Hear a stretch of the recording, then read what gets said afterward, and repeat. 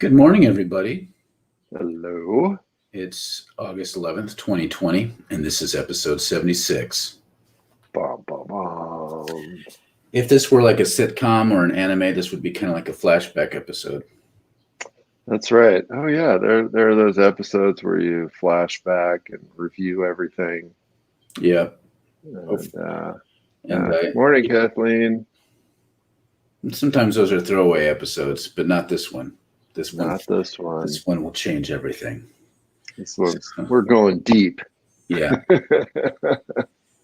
So I'm Daniel Walpert. I direct the Minnesota Institute of Contemplation and Healing. And I'm Mark Van Steenwyk. I'm with the Center for Prophetic Imagination. And so this episode was actually inspired by a little episode of mine the other day. We have some friends that have been gone from Minnesota for almost a year. They came back. They came to visit us, and we're like, "Yeah, well, do you want to go down to the corner, 38th in Chicago, where George Floyd was murdered?" And they're like, "Oh yeah, of course, we want to go down there." And so we walked down there with them, and we started telling them about all the different things that are down there, what they were seeing, and relaying stories of what had happened. And because I've been down there almost every single day that I've been in town since the murder, and I was just thinking, and then Deborah and I were talking, man, there's a lot has gone on. We have been through a lot. And then layering that on top of the pandemic. Mm-hmm. And so I just thought it's worth sometimes pausing and processing that and reflecting back. And one of the images that I've had as I've been thinking about this since that time we walked down there is that in some ways it feels like this sort of social, psychic, spiritual atomic bomb went off, and and the ripples have just then gone out, literally all over the world. And so to be in that blast zone has been it's been pretty wild. It's an apt metaphor because we recently celebrated the anniversary of Hiroshima. Right. Yep. Yeah. But yeah, it's weird. 5 months. Like, so when do you count the start of the pandemic? A lot of people point towards March 1st as kind of like, well, let's just start there. So it's been well over 5 months since we've been in the pandemic. And a couple weeks into that, we started these transmissions. It is bizarre how much stuff has happened, like not just locally, which Right. That's been a lot, but just nationally. And weird things, like how so many weird things are becoming increasingly normalized. And it was like this before the pandemic, where we were being pushed to normalize bad things. Mm-hmm. Mm-hmm. Mm-hmm. And then, and to me, the worst part, like my perspective, bad things like this happened with George Floyd being murdered, with the pandemic. The most disheartening part is to see responses shift over time. So like there's always, like with the pandemic, with George Floyd, with the statues being torn down, with weird fascistic shit that's happened from Trump and his ilk, there's like this initial response which is like, yeah, resistance, and then it kind of starts the massaging fingers of neoliberal society kind of pull things towards some sort of toothless centrism, where suddenly now, for example, with the policing thing, almost everyone, unless you were a full-on abolitionist beforehand, now say pretty much uniformly defunding is just really a misnomer for reform. Like this sort of, that kind of thing, but with everything. That's what's happened. Like, well, yeah, and I think about with the pandemic, right? I mean, at the beginning, we were talking about like, hey, how can we revision things? What cool stuff might we do? What might happen? And now I feel like, we're just fighting Sturgis and this bizarre fundy rally in Portland with all these white people, screaming that we've reconciled racism in a crowd of 99.9% white people and one black guy on stage. Yeah, it's just, I mean, the pushback is getting weirder, but then everything is getting weirder. I mean, that's, and this whole momentum around, I mean, the conspiracy theories are getting weirder. What, we've done 2 or 3 conspiracy theory episodes. I feel like we could do one a week. Like, there are enough new conspiracy theories where every week I feel like we could do a new one. and hardly any of them, none of them are as wonderful as the robot bird theory, which is one that I gladly embrace. Yes. That's my go-to now. Yeah, and even Trump's birds. Like, robot birds. Yeah. No, this shift. It's almost like it's probably a mixture of like, well, what can we do? This has revealed powerlessness quite a lot. Like, so we've had a lot of these moments where there was an initial burst of energy, like, yeah, we can do this.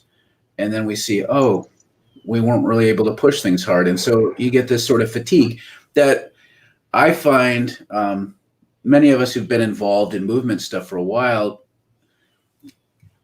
I feel like we tend to reserve our energy until we see a decisive push, and then we put a lot of energy into it, but we're reserving our energy for the long haul. And then when people become initially radicalized or have energy around movement, they put all their energy in right away, and then they go away. And so I feel like there's some of that, like a lot of the despair, the fatigue, the powerlessness have caught up to folks. And so now, like with Sturgis, it's like, oh yeah, I forgot that Sturgis was a thing, and it's totally predictable that everyone would just be maskless riding motorcycles to Sturgis. Okay. Yeah. And and then what's interesting is, to me too, then on the inside, is that some of the folks that are still trying to push things to go in a healthy, positive direction, I feel there's sort of this sense of that you're just kind of going underwater in this weird way. But and so that's the stuff that's happening now. But so then it's interesting about that burst of energy, right? That was the other thing I was thinking about in terms of the burst of energy. Because as I was, so now the corner 38th in Chicago is basically really quiet. It's very pretty. They've done a great job kind of maintaining some of the monuments there. And so it's a very peaceful, kind of contemplative spot to go to. But for the first month, it was like this total power energy, center of the universe. I mean, there were dances and bands and speakers and marches, and I think conservatively, I would say that in my neighborhood over that first month, we probably had 100,000 people coming through here. And I bet it was actually more. I mean, that to me is sort of a conservative estimate. Yeah.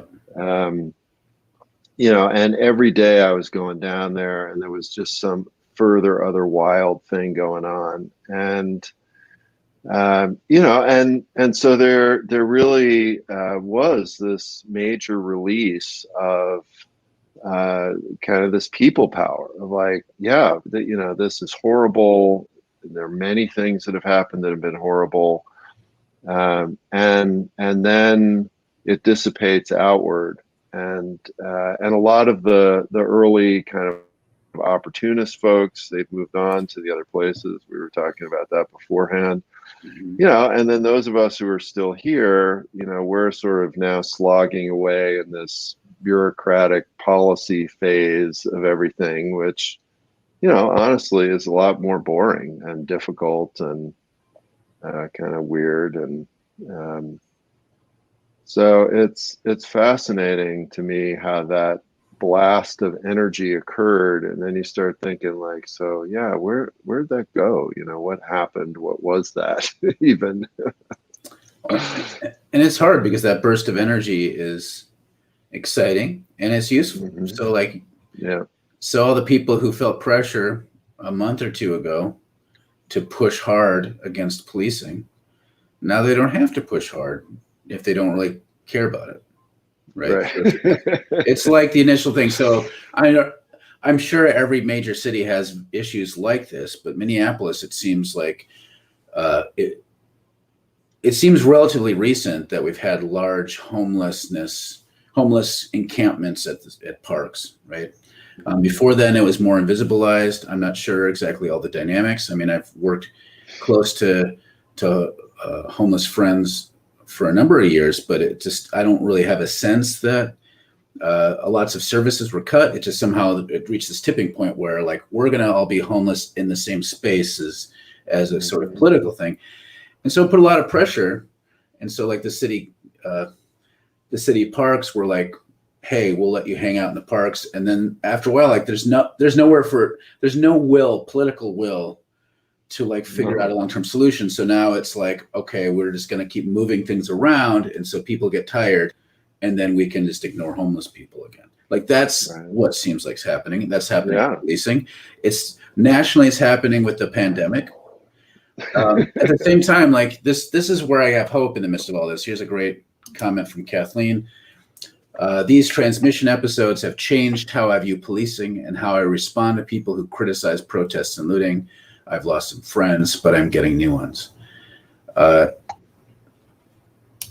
me, that's the plus side of any sort of movement that happens is it brings things to a level of awareness to where some people have choices they can make where they kind of put their energy more towards the side of liberation. It's those little, it's like us and people like us and Kathleen who kind of like start at some point in our lives start thinking we change our view on some of these topics and we can be part of the larger force for good. Although it's not just weighing a scale because the powerful people can always weigh the scale in their favor. Right. So it's not just numbers of people, but it's still hopeful. Yeah. And I think the other thing about it that, and I've certainly seen this now over almost, 5 decades of activism, right, is that these movements are non-linear.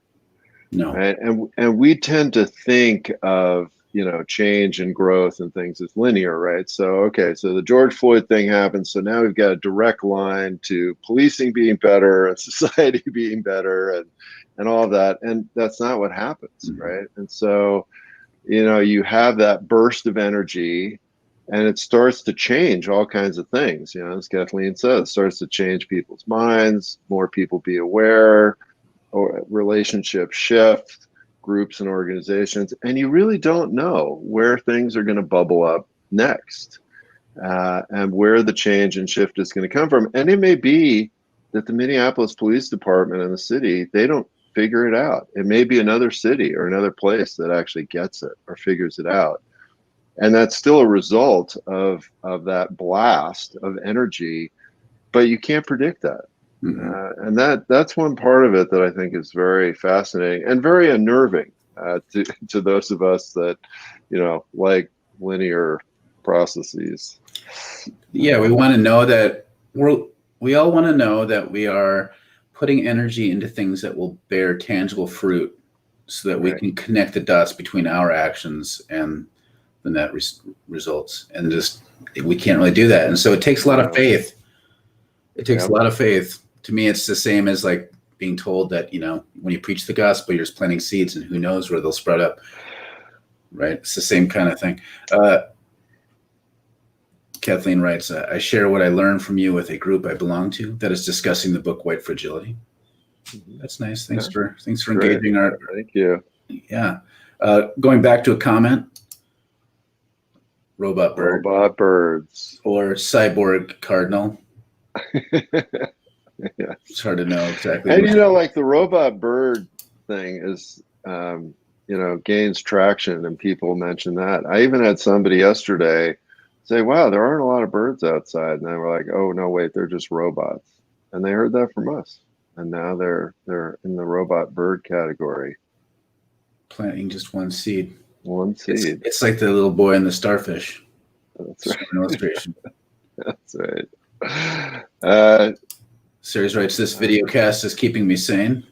That's great. I'm glad you're sane. I don't know. Well, sane is relative notion. Yeah. I keep going back and forth. This is the other piece of this 5 months in, is mental health. We talked about that early on. We haven't talked about it much directly for a while. I generally feel like I'm doing better than I would have thought. But yeah, there's the short-term mental health stuff where you have a little shitty days and then there's the long-term effect. And so I'm really worried about this long-term effect, especially with kids, but also with myself and like adults with kids or just adults in general. This way of living is really not conducive towards human flourishing. And I was telling someone the other day how much my resentment is high with that. Conservative folks or just any people who are anti-mask, they're not going to be the ones who bear the biggest consequences for their actions, because it's not like diseases are going to stick with their pockets of people. It's going to it'll spread out, right? So Sturgis is going to cause suffering for lots of people who do wear masks. Yeah. Meanwhile, but the people who aren't wearing masks right now have a distinct advantage. They're able to benefit from not having limits the way the rest of us do. So when it comes to work, when it comes to relationships, and that frustrates me. Yeah. Seriously, I really appreciate that. And I think for me, doing this helps to keep me sane. And I feel that, and the 5-month thing, right? So that's a very short period of time. And early on, I think we mentioned this a time or two, right? You think about the Middle Ages and the Black Death, right? And a couple hundred years of off and on again plagues, pandemics, society trying to flourish, just things getting squashed and not knocked back. And of course, all the spiritual teachers of that time, talk very, very clearly about the need for, a grounding point in community and spiritual life in order to stay sane and to get through this. And, I know that I need that. And I feel like that finding those places, because this is not fun, right? Like this is not a fun thing. And the unfolding of it, does keep getting weirder. And so having those touch points for sanity is, I think, essential and really helpful for me, for sure. No, I think it helps me have a sense of the progression of time. Which one of the first things that I felt a loss of when the pandemic hit is everything is like a really bad Sunday all of a sudden. Yeah. Felt like this is keep me seen in that way. Karen writes, hashtag Breonna Taylor, 150 days, no justice. Right. There's been a lot of not justice. Right. It's like within this pandemic, people maybe notice a little bit more of these injustices. But it's discouraging to see all this energy go into bringing these things to light and still not seeing justice. It's painful. Yeah. Well, and then at Aurora, Colorado, this other completely, Orwellian thing. So they finally hired the permanent police chief, which is the woman who's been the interim. She says, oh yes, the culture has reset. Everything's good now. And literally that same day was when they pulled that family over for no reason, because they mistook a minivan for a motorcycle, and they've got these screaming children on the ground in handcuffs. That's the same day that this new police chief says the culture has reset and things are better. You're just oh my God. So ridiculous. Yeah. All right. I like those Laura's comment. Laura, we can all carry a sign to any protest that reads, "Why am I still carrying this sign?" It's fucking sign, exactly. Yeah. Yeah. Yeah. The question is, why are so many starfish dying? Mm-hmm. That's the story that the sermon illustration about the little boy and the starfish never explains. Right. It's true. Well, and that's one of the other interesting thing about, the sort of nonlinear atomic bomb quality, right? Is that even though all of what is happening is connected to climate change, that's what I thought about with the starfish dying. Yeah. That is just about totally off the radar right now. Like all these other things have just blown that right off. And that's a very interesting thing to me because, again, if that's in many ways the root cause of so many of these things, we need to go back to that. But you talk about not having energy, right? And energy being sapped. People are just like, there's no way I can think about climate change right now. Like, get the fuck away from me. I don't want to talk about that also. And the grim reality is that powerful people, when they have tired, they can hire other people to have energy for them. So, I mean, this is just maybe I'm a Donnie Downer today, but it's like with this Biden stuff. Remember back today, in particular today. Like, remember back when people really believed that somehow, hey, Biden will get the ticket, and we have all this progressive energy, and it's going to force him to embrace these progressive policies. I'm like, that's not going to happen. There's no reason for it to happen because they're like the powerful in some weird, strange ways are way more patient than the people. And so they just had to be like, okay, give enough time, and then we can just have like boring old handsy Joe Biden doing moderate stuff, and then like we don't even have to have a progressive speak on the stage at the convention. I know. Well, money buys patience. That's true. You're right. I mean, money buys patience. Let's roll through. We've got some good comments here. Julia writes, I've been participating in the Poor People's Campaign with Reverend Dr. Barber. We're doing sustained movement work and a fusion of othered people groups in the lead. Othered, my language is too often circumcised by autocorrect. I think bothered also works. Bothered people. Because oppression is a form of extreme bothering in a way. Right. So. And the Poor People's Campaign is sort of a great example to me of this nonlinear quality, right? Because you think that, in some ways, Martin Luther King helped start the kind of modern resurgence of the Poor People's Campaign. And when he finally connected poverty with racism and militarism, he got slammed, right? I mean, that was incredibly unpopular. And most people don't remember this. Remember, everybody thinks that Martin Luther King walked down the street throwing flowers and everybody bowed at his feet and racism disappeared. And so, and for a long, long time, poverty was just off the radar in America, and still is in many ways. But the Poor People's Campaign has, it's like this resurgence of this and flourishing. It's still struggling to get on the mainstream radar, but it's, to me, it very clearly is this upswell of a lot of the vibe that got started several decades ago. Heather writes, transmission of radicals helps with the contagion of despair. It's a nice. Yeah, that's true. I like that.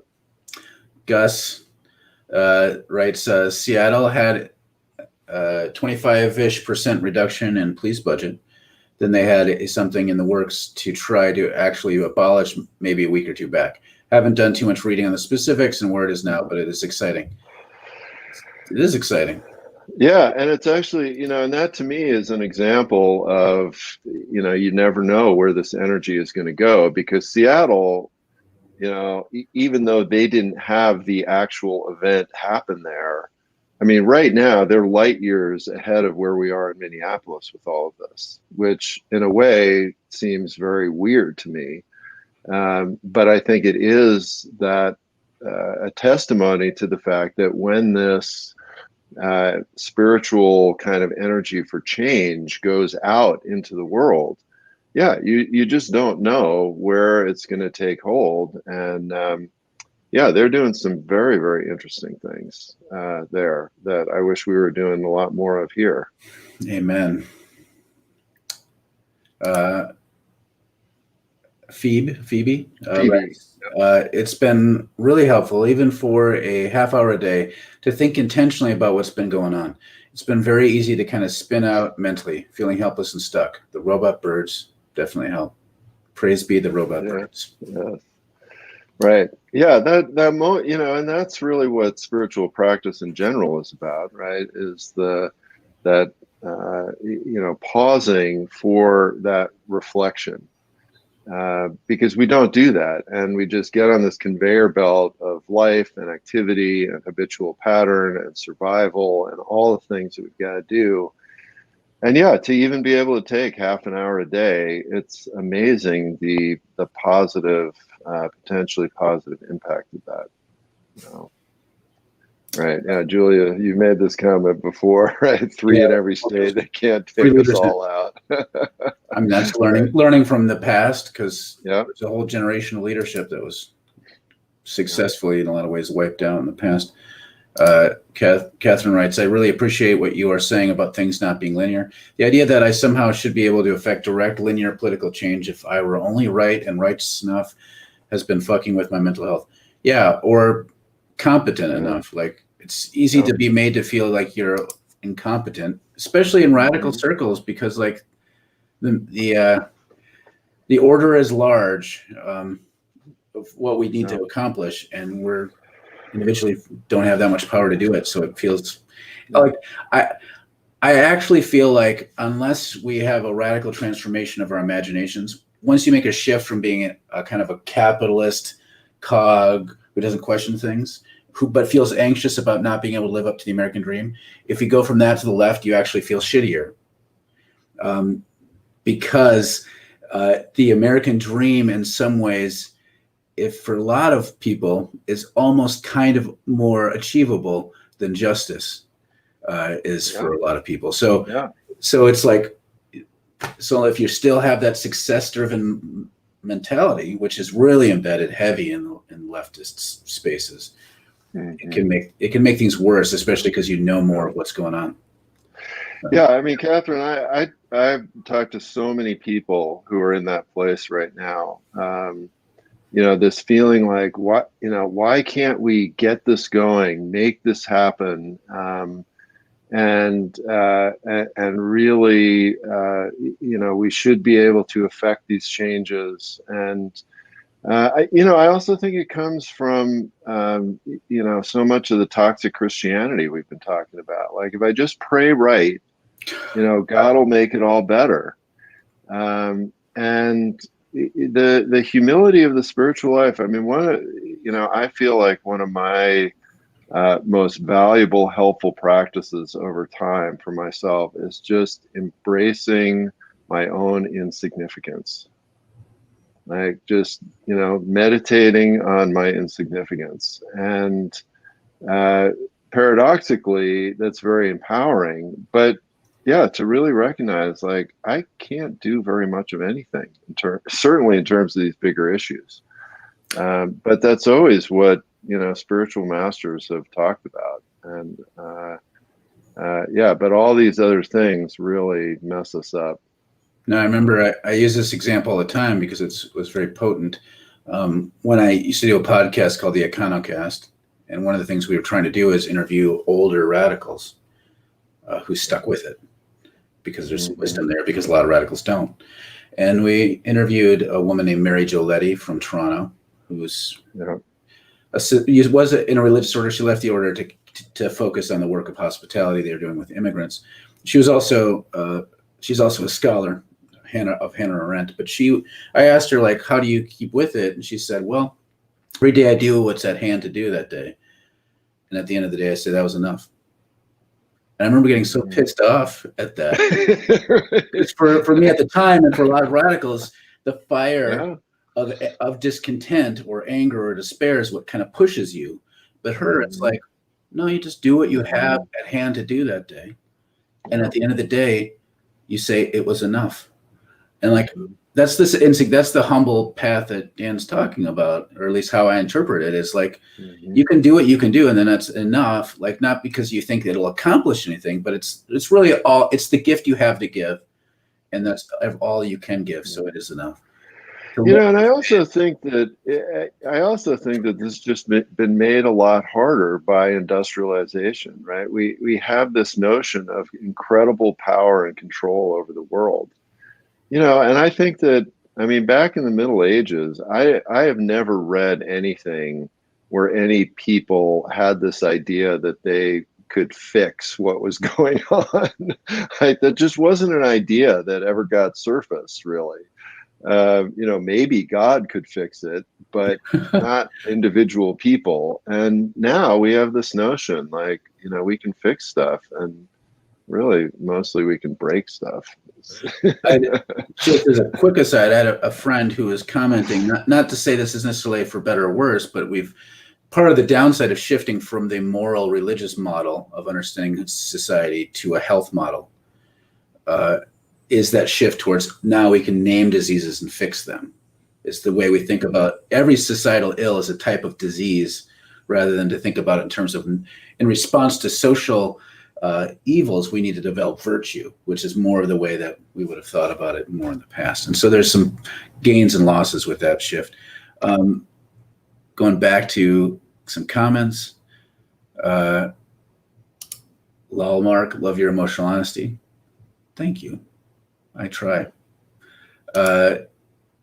Yes, I used to pray LMS, like Missouri Synod. I don't know. Okay. Ceres writes, Kat, this is why I'm shifting to radical mental health, healing justice, and culture making. This is growing. We need to embrace the tension between social construction and innateness. There's a lot in there. Ceres, I think it's important. So if you want to share more thoughts, but I think that's right on and important. Hugely helpful. Thank you. Catherine writes, yeah, I feel constantly incompetent. Oh, I know what that's like. Even to be recognized as a leftist on the internet by other self. Oh, it's so a thing. Clearly very important if we were to ever achieve justice. Wink. Not. I agree. There is a powerful spiritual response to this in taking things day by day and recognizing limitation and interconnection. Yes. Series Julia's co-signing with 4 exclamation points. Phoebe writes, the comment about what you can do each day being enough is really helpful. I try to think that way. I don't know if I'm really there. That's Karen, hard. Yeah, it is. It's really hard, especially in our society where it's the opposite of what conventional wisdom is. Karen writes, my mama was a social worker for 50 years. She used to say exactly the same thing. She told me that she would tell her colleagues that advice of do what you can do and then let it go when they came to her crying. She had a long and impactful career. Nice. Yeah, that's right. Part of the difficulty is letting go. Oh, we're way past time. Yeah, we're way past time. I had a whole anecdote which I'll share for tomorrow, maybe. Yeah, we'll save it for. Are we going to be on tomorrow? Because we have some heavy stuff coming. Yeah, I have for people who are dying to know, I'm pouring a concrete slab hopefully tomorrow, but that's coming at 11, and it's 10. So I think if we're done a half hour, if we end on time, we'll be fine. We'll do it. Okay. Oh, wait. Clarification from Catherine. Yeah. Lol, my LMS was a typo. I tried to delete, but posted instead because I'm wearing gloves. Or, a secret message from the robot birds. I choose the robot birds. So it was a typo, but we don't know what she was supposed to type. I guess only the robot birds know. Only the robot birds know. All right. Thanks a lot, everybody. See you tomorrow. With you. See ya.